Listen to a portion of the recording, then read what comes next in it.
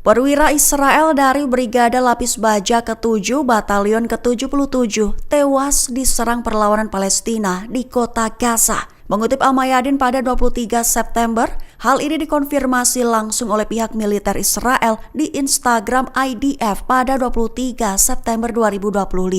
Menurut penyelidikan awal, perwira itu menderita luka kritis pada Senin 22 September setelah Hamas menembakkan granat berpeluncur roket ke tank batalion di tengah pertempuran. Ia pun langsung dievakuasi ke rumah sakit, namun kondisinya memburuk dan kemudian dinyatakan meninggal dunia. Kematiannya ini diklaim sebagai korban militer Israel pertama yang dilaporkan dalam serangan baru terhadap kota Gaza, tepat yang dimulai minggu lalu sebagai bagian dari yang diduga genosida yang berlangsung di tanah Palestina.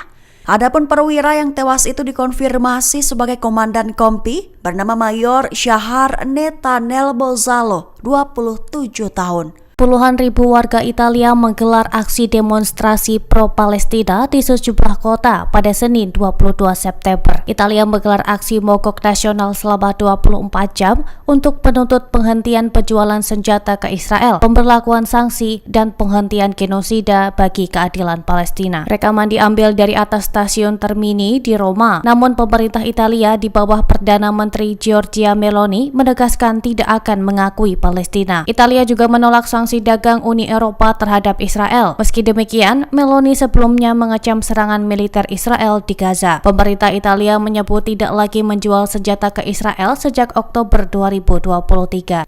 Survei lembaga Only Numbers menunjukkan 64% warga Italia menilai krisis di Gaza sangat serius. Sebanyak 41% responden mendukung pengakuan Palestina segera. Di Roma, sekitar 20.000 orang berkumpul di depan stasiun Termini. Massa yang didominasi mahasiswa itu meneriakan seruan Free Palestine. Sejumlah kelompok berbaris melewati Kolosseum membawa spanduk besar bertuliskan lawan genosida, mari kita blokir semuanya. Gerakan sipil di Eropa ini semakin vokal menyuarakan solidaritas bagi Palestina, meski pemerintahnya memiliki sikap yang berbeda.